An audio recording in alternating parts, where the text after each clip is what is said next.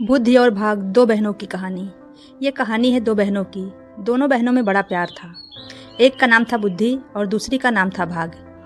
वैसे तो दोनों हमेशा मिलजुल कर रहा करती थी, लेकिन ना जाने क्यों एक दिन उन दोनों में एक बात को लेकर बहस हो गई। मुद्दा था कि दोनों में से बड़ी कौन है। दोनों को ही नहीं पता था कि कौन बड़ी है, इसलिए वे दोनों ही अपने अपने बड़े होने का दावा कर रही थी। लंबी चलने वाली बहस का कोई परिणाम नहीं आता है। यह देखकर दोनों ने मिलकर एक समाधान निकाला। दोनों ने तय किया कि वे दोनों एक साथ किसी एक घर में जाएंगी और वहां अपनी अपनी शक्तियां आजमाएंगी। जो बड़ा होगा वह जीत जाएगा। दोनों चलते चलते एक किसान के घर तक आ पहुंची। इस किसान के घर में उसके दो बेटे रहते थे। दोनों ही किसी परीक्षा की तैयारी कर रहे थे।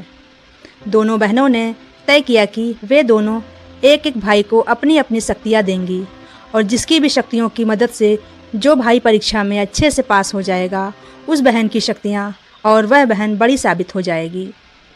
बुद्धि ने अपनी शक्ति किसान के बड़े बेटे को और भाग्य ने छोटे बेटे को दी।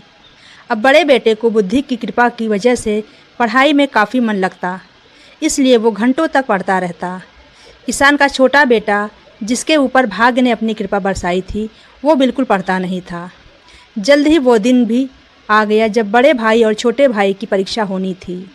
बड़ा भाई, जिस पर बुद्धि की कृपा थी, उसने जब अपना पेपर देखा तो बदनसीबी से सभी वही सवाल आए थे जो उसने पढ़े नहीं थे या वो पढ़ नहीं पाया था। अगले दिन भाग्य की कृपा के साथ छोटा भाई परीक्षा देने गया। भाग्य उसके साथ था, इसलिए उसके पेपर में सबसे आसान प्रश्न पूछे गए थे, लेकिन सब व्यर्थ था क्योंकि उसने कुछ भी नहीं पढ़ा था। वो पछताने लगा और सोचने लगा कि उसने थोड़ी सी भी बुद्धि पढ़ाई में लगाई होती तो आज वो आसानी से पास हो जाता। इस तरह बिना भाग्य के किसान का बड़ा बेटा और बिना बुद्धि के किसान का छोटा बेटा परीक्षा में फेल हो गए। इस घटना से भाग्य और बुद्धि दोनों बहनों को ये अच्छे से समझ में आ गई कि जब वो अलग अलग हैं तब दोनों ही छोटी हैं और साथ हैं तो दोनों ही ताकतवर और बड़ी हैं। बड़ी ही सरल बात ये कहानी हमें सिखाती है कि हमें भाग्य और मेहनत दोनों को ही अहमियत देनी चाहिए, ना कि किसी एक को।